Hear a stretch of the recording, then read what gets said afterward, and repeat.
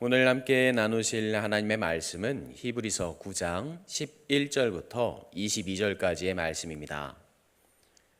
히브리서 9장 11절부터 22절까지의 말씀입니다. 함께 한 마음으로 주님의 말씀을 받도록 하겠습니다. 그리스도께서는 장래 좋은 일의 대제사장으로 오사 손으로 짓지 아니한 것 곧 이 창조에 속하지 아니한 더 크고 온전한 장막으로 말미암아 염소와 송아지의 피로 하지 아니하고 오직 자기의 피로 영원한 속죄를 이루사 단번에 성소에 들어가셨느니라. 염소와 황소의 피와 및 암송아지의 제를 부정한 자에게 뿌려 그 육체를 정결하게 하여 거룩하게 하거든. 하물며 영원하신 성령으로 말미암아 흠 없는 자기를 하나님께 드린 그리스도의 피가 어찌 너희 양심을 죽인 행실에서 깨끗하게 하고 살아계신 하나님을 섬기게 하지 못하겠느냐. 이로 말미암아 그는 새 언약의 중보자니 이는 첫 언약 때에 범한 죄에서 속량하려고 죽으사 부르심을 입은 자로 하여금 영원한 기업의 약속을 얻게 하려 하심이라. 유언은 유언한 자가 죽어야 되나니 유언은 그 사람이 죽은 후에야 유효한즉 유언한 자가 살아있는 동안에는 효력이 없느니라. 이러므로 첫 언약도 피 없이 세운 것이 없나니 모세가 율법대로 모든 계명을 온 백성에게 말한 후에 송아지와 염소의 피 및 물과 붉은 양털과 우슬초를 취하여 그 두루마리와 온 백성에게 뿌리며 이르되 이는 하나님이 너희에게 명하신 언약의 피라 하고 또한 이와 같이 피를 장막과 섬기는 일에 쓰는 모든 그릇에 뿌렸느니라. 율법을 따라 거의 모든 물건이 피로써 정결하게 되나니 피 흘림이 없은즉 사함이 없느니라. 아멘. 하나님의 은혜와 사랑이 이른 시간 주님 앞에 나와 기도하고 예배하는 우리에게 가득하기를 간절히 소망합니다.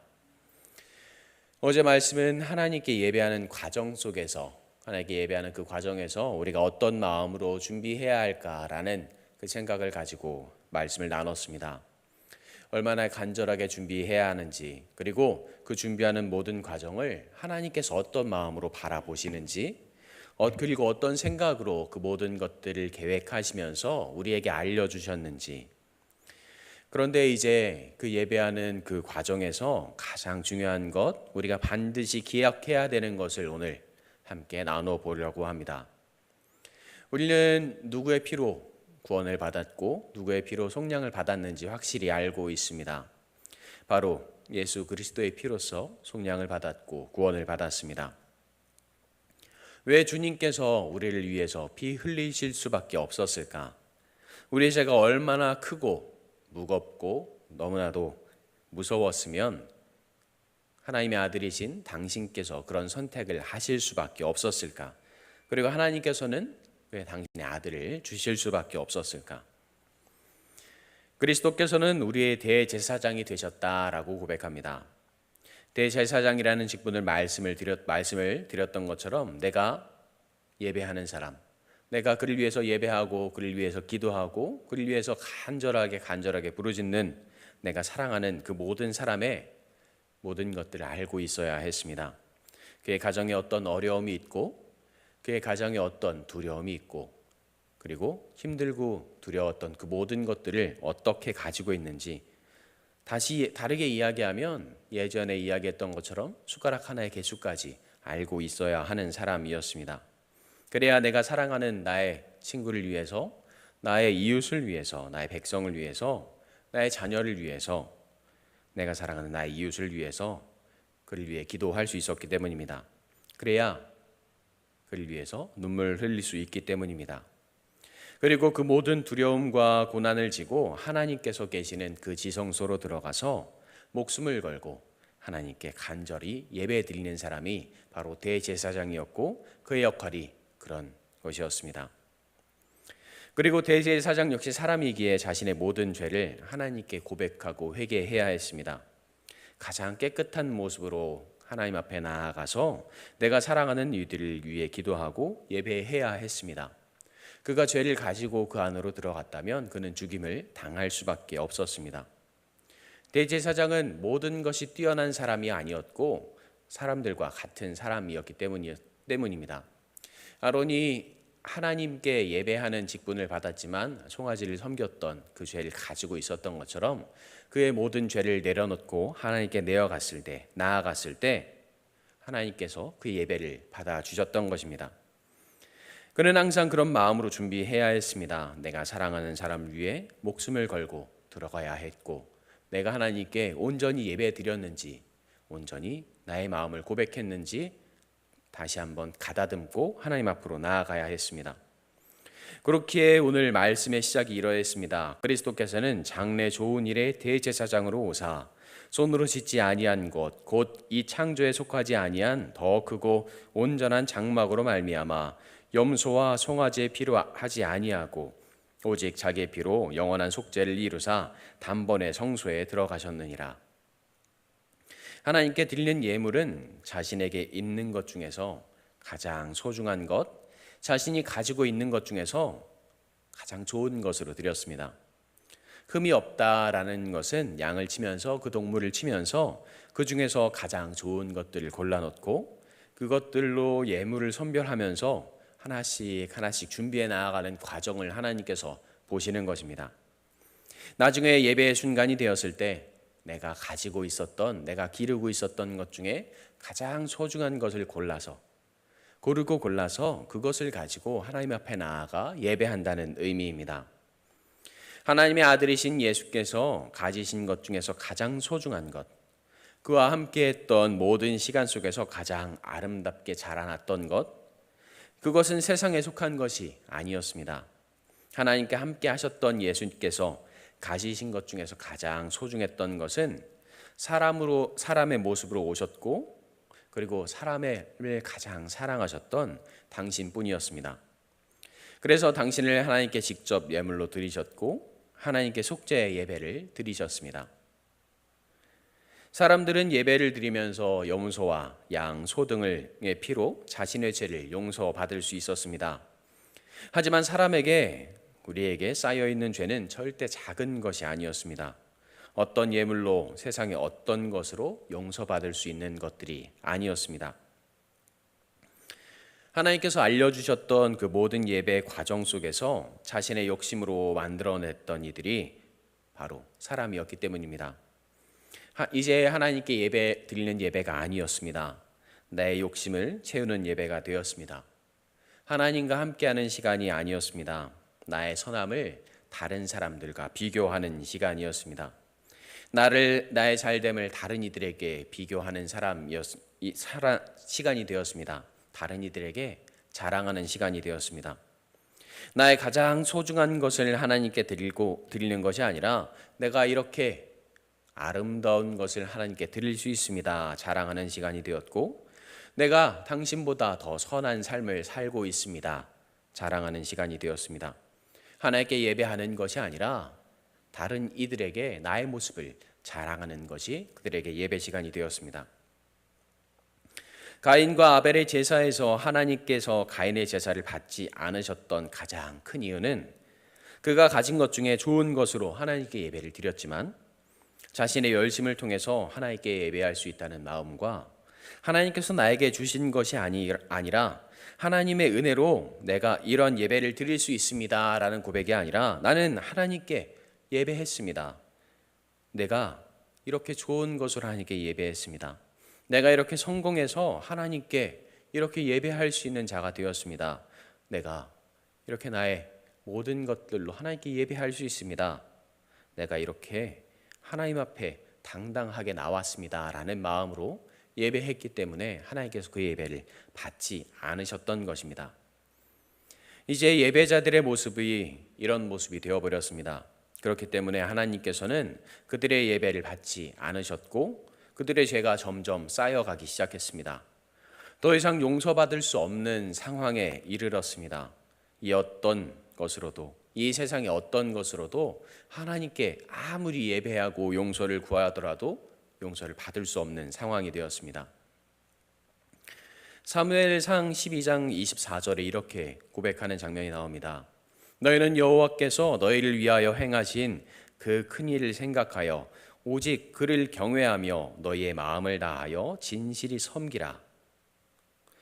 그리고 신약 고린도 후서에는 이렇게 고백합니다. 그런즉 사랑하는 자들아, 이 약속을 가진 우리는 하나님을 두려워하는 가운데서 거룩함을 온전히 이루어 육과 영의 온갖 더러운 것에서 자신을 깨끗하게 하자. 이런 죄를 범하고 있는 이들에게 오늘 말씀은 다시 한번 이야기합니다. 이로 말미암아 그는 새 언약의 중보자시니 이는 첫 언약 때에 범한 죄에서 속량하려고 죽으사 부르심을 입은 자로 하여금 영원한 기업의 약속을 얻게 하려 하심이라. 첫 언약을 범한 죄는 바로 아담과 하와였습니다. 그들의 죄로 인해서 인간이 잃었던 가장 소중한 것은 하나님과 함께하는 것이었고 하나님의 나라에서 함께할 수 있는 은혜와 영생이었습니다. 창세기 2장 9절에 하나님께서 만드신 세상에 있는 것들 중에 이런 것이 있습니다. 여호와 하나님이 그 땅에서 보기에 아름답고 먹기에 좋은 나무가 나게 하시니 동산 가운데는 생명나무와 선악을 알게 하는 나무도 있더라. 그리고 오늘 본문 16절과 17절에 이렇게 이야기합니다. 여호와 하나님이 그 사람에게 명하여 이르시되 동산의 각종 나무의 열매는 내가 임의로 먹되 선악을 알게 하는 나무의 열매는 먹지 말라. 내가 먹는 날에는 반드시 죽으리라 하시니라. 창세기 2장에 이어서 나오는 말씀입니다. 하나님의 나라에 살고 있는 사람들에게 허락되었던 것은 영생이었습니다. 생명나무가 허락되지는 않았습니다. 그곳에 생명나무가 있습니다. 아니, 생명나무가 하나님께서 주신 그곳에서 허락되어 있었습니다. 하지만 하나님의 뜻을 버리고 하나님의 선택을 버리고 내가 나를 중심으로 살아가는 그 순간, 나의 욕심을 채워나가는 그 순간, 나를 중심으로 살아가는 그 삶을 선택한 그 순간 영원한 생명, 영생과 하나님의 나라에서 멀어지게 되었다는 것입니다. 이것이 이제 사람에게 허락된 복이 아니었습니다. 하나님의 나라에 들어갈 수 있는 것, 하나님과 영원히 함께할 수 있는 것, 이러한 영원한 기억의 약속을 다시 얻게 하시려고 예수님께서 중보자로 오셔서 우리의 죄를 대신해서 속량하시고 당신의 피로 오늘 예배하신 것입니다. 누가복음 23장 34절에 이렇게 고백합니다. 이에 예수께서 이르시되 아버지 저들을 사하여 주옵소서. 저들이 자기들이 하는 것을 알지 못함이니이다 하시더라. 예수께서 십자가에 달려 돌아가실 때 당신을 비난하고 죽음으로 몰고 간 수많은 사람들을 바라보시면서 당신을 모욕하고 당신을 아프게 했던 그 많은 사람들을 바라보시면서 하셨던 고백의 말씀입니다. 이 고백은 주님의 유언이 되었습니다. 유언은 죽은 자가 하는 고백입니다. 그렇게 오늘 말씀은 이야기합니다. 유언은 유언한 자가 죽어야 되나니 유언은 그 사람이 죽은 후에야 유효한즉 유언한 자가 살아서 있는 동안에는 효력이 없느니라. 주님의 이 고백이 유언이 되었습니다. 주님의 죽으심을 통해서 우리를 용서하시고 구원하시게 하는 계기가 되었습니다. 주님께서 십자가에 달려서 돌아가신 것, 고통 당하신 것, 그것은 제자들만 경험한 것이 아니었습니다. 그 당시 주님을 비난했고 욕했던 수많은 사람들, 주님을 때렸고 주님의 몸에서 피 흘리게 했던 그 수많은 사람들, 그 장면을 목격했던 모든 사람들이 주님의 유언을, 주님의 마음을, 주님의 돌아가심을, 죽으심을 경험했습니다. 골고다에 올랐던 그 많은 인파가 모든 이들이 죽음의 십자가에 달려 돌아가시는 주님을 목격했고 주님의 그 간절한 기도의 목소리를 들었고 주님의 고백의 기도를 들었습니다. 그리고 주님께서 십자가에서 달려 죽으심을 증언할 수 있는 증인들이 되었습니다. 이러한 주님의 죽으심을 통해서 하나님께서 언약을 세우셨고 하나님의 약속, 하나님의 뜻 안에서 살아갈 수 있는 기회를 우리에게 주셨습니다. 이 기회는, 이 은혜는 제자들에게만 주어진 것이 아니라 주님을 부정했고 주님을 부인했고 주님께 절망과 고통을 주었던 그 모든 이들에게 주셨던 것입니다. 하나님과의 언약은 피로 세운 언약입니다. 첫 언약 역시 피로 세운 것이었습니다. 피로 언약했다는 것은 나의 생명을 걸고 언약하는 것입니다. 제물의 피를 뿌림으로써 그 피를 보고 함께한 모든 이들이 그 언약의 증인이 되고 언약의 동반자가 되고 그 언약을 지켜야 하는 언약의 당사자가 되는 것입니다. 그런데 이러한 짐승의 피로 세운 언약 역시 자신의 생명을 걸어야 하는 약속이었습니다. 그런데 이 세상 그 어떤 것보다 존귀하시고 고귀하신 주님의 피로 세운 그 언약은 얼마나 소중하고 얼마나 값진 것일까? 하나님과 우리가 세운 언약은 우리가 알고 있는 그 어떤 것보다, 우리가 계산할 수 있는, 우리가 생각할 수 있는 그 어떤 것보다 소중한 것입니다. 그리고 그 주님의 피로 우리의 삶을 세우셨고 우리가 함께하는 지금 이 순간을 지키셨습니다. 하나님께 나아가는 그 예배의 모든 과정, 그 모든 순간에서 흘리신 그 주님의 피가, 그 주님의 약속이 우리와 함께합니다. 예배의 과정이 우리에게 중요한 것이 아닙니다. 주님께 나아가는 그 모든 과정에서 우리에게 그 모든 과정이 소중한 것입니다. 주님과 함께하는 그 모든 순간이 우리에게 너무 소중한 것입니다. 주님은 그러한 시간 속에서 우리를 기다리고 계십니다. 주님의 피로 정결해진 우리가 주님께 나아와서 우리의 가장 소중한 것으로 주님께 고백하기를 간절히 기다리고 계십니다. 나의 가장 소중한 분은 바로 주님이십니다. 나의 가장 소중한 그 주님께서 고귀한 피로 나를 대신 예배하셨고 죄 사함을 받게 하셨고 우리에게 베푸신 그 은혜에 감사합니다. 지금 그 은혜를 가득 안고 그 사랑을 가득 안고 내가 지금 이 자리에 나왔습니다. 지금 간절히 하나님께 나왔습니다. 우리의 이런 고백을 기다리고 기대하고 계십니다. 지금 함께하는 모든 도난동교회 성도님들의 그 예배가, 그리고 지금 하는 우리 예배가 하나님의 마음에 아름다운 예배가 되기를 간절히 소망합니다. 그리고 모든 예배의 시간 속에서 우리를 사랑하시고 인도하시며 지키시고 간절히 바라시는 그 주님의 은혜를 고백할 수 있기를 간절히 소망합니다. 주님의 그 헌신으로 이루어진 예배를 통해 하나님께서 기뻐하시고 역사하시는 우리 도남동교회가 되기를, 그리고 성도님들이 되시기를, 또한 제가 되기를 간절히 소망합니다. 기도하겠습니다. 하나님의 은혜와 하나님의 사랑이 우리 안에 있습니다. 하나님의 위로하심과 하나님의 역사하심이 우리와 함께합니다. 우리가 주님께 예배하고 주님께 기도하고 주님께 감사하는 그 모든 순간 주님께서 함께하심을, 주님께서 우리의 손을 잡으시고 우리에게 말씀하심을, 우리에게 역사하심을 다시 한번 고백하고 경험하게 하여 주시옵소서. 아버지께서 주님의 피로 우리를 대신 예배하셨으니, 아버지께서 주님의 피로 우리를 대신 예배하셨으니 우리가 주님의 피를 의지해, 주님의 사랑에 의지해 주님 앞에 다시 한번 나아가게 하시고 아버지의 은혜를 다시 한번 경험하게 하여 주시옵소서. 아버지께서 우리에게 약속하셨던 것, 아버지께서 우리에게 약속하시고 보이셨던 그 모든 것들을 다시 한번 고백하고 경험하며 감사하는 시간이 되게 하여 주시옵소서. 이 너무 소중하고 아름다운 예배 시간에, 예배의 순간에 아버지의 은혜를 더 간절히 경험하게 하여 주시옵소서.